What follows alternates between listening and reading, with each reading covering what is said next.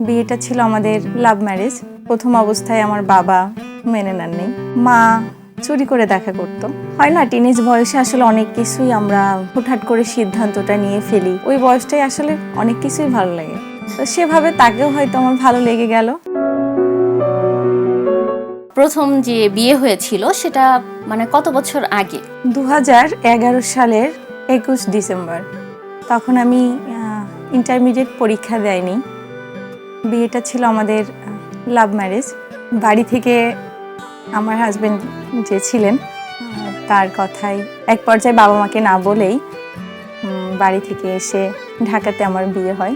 বিয়ের পর আমি ইন্টারমিডিয়েট পরীক্ষা দিই মির্জাপুর আদর্শ মহিলা ডিগ্রি কলেজ থেকে। দেন ঢাকাতেই আবার ব্যাক করি। প্রথম অবস্থায় আমার বাবা মেনে নেননি, মা চুরি করে দেখা করতো। বোনেদের সাথে যোগাযোগ ছিল, আমরা 3 বোন।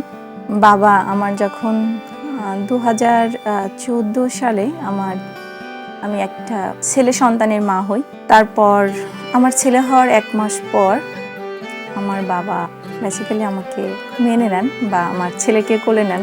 আমার ছেলেকে কোলে নেওয়ার মাধ্যমেই আমাদের বাড়িতে আমার পা রাখা হয়। ওনাকে মেইনলি মানে কে পছন্দ করেছিল? আমার এক্স যে হাজব্যান্ড ছিলেন উনি আমারই পছন্দের ছিল। এখানে আমাদের বাড়িতে আসলে অন্য কারোর পছন্দ ছিল না। হয় না, টিনেজ বয়সে আসলে অনেক কিছুই আমরা হুটহাট করে সিদ্ধান্তটা নিয়ে ফেলি। বাবা মা যেটা নিষেধ করে আমরা আসলে সেদিকেই একটু, একটা জিনিস না করলে আমরা সেই জিনিসটা একটু বেশি সেদিকেই একদম মনোনিবেশ করে ফেলি। হয়তো সেরকমই কিছু ছিল, যেহেতু তখনকার বয়সটা অনেকটাই অল্প, ইন্টারমিডিয়েট পরীক্ষা দেয়নি। তো রিলেশন কত বছরের ছিল আপনাদের? পরিচয়টা আচ্ছা, আমাদের বেশি দিনের পরিচয় না। ইন্টারমিডিয়েট ফার্স্ট ইয়ার হয়তো 1 বছর 1.5 বছরের মতো। তারপর হুট করে একটা সিদ্ধান্ত নেওয়া, ঠিক আছে আমরা এখন বিয়ে করে ফেলি। বিয়ের সিদ্ধান্ত আসলে কে নিয়েছিল, আপনি? বিয়ের সিদ্ধান্তটা আমি নিই নাই।